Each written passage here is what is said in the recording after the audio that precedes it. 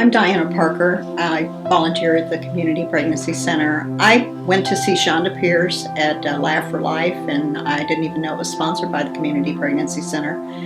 And at the intermission, I received a flyer, and on the way back to my seat, I told my friend I'm going to volunteer here. I was not really prepared, I don't believe, because I kept discussing this with God, that I had never had a pregnancy.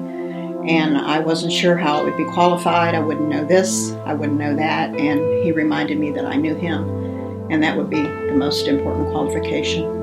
I go back often in my thoughts, and I'm reminded of when I was 14 years old. My best friend, she told me that she was pregnant, and I could not comprehend that.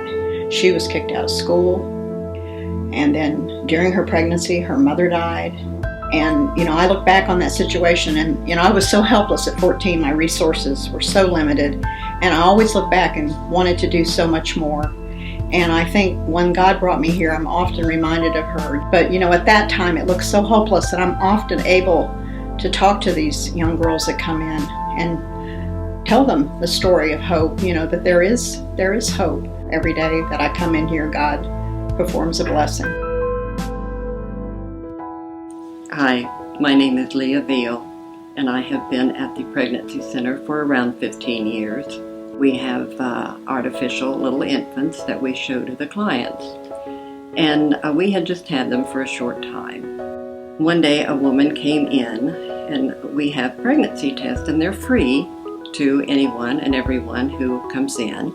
And everything went along fine for about 5 or 10 minutes. And this woman came running out down the hall, screaming. She had one of the babies in her hand that was about a 6 or 12-week infant, as it would be in her womb. She jumped up and down. She screamed, she danced, she yelled. She said, "Oh, my husband will be so happy.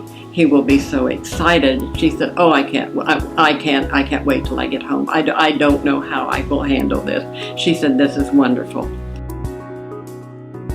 And a friend invited us to the banquet, and we went, and while I was sitting there, the Lord said, "You could do this. You really do need to do this." So I got all the information, and I was thrilled to be able to come in here and minister to the girls, because I really believe if Jesus were here now, this is where he would be, laboring and loving and helping these girls, and we're blessed to be able to be his hands and his feet and his heart, and to be able to tell these girls that they can have a wonderful life in Christ. I've seen many girls sitting in the waiting room with the weight of the world on their shoulders. They come in the counseling room with you just one-on-one, and you get to share Christ, and when they accept him, they leave here with a new life in Christ and a smile on their face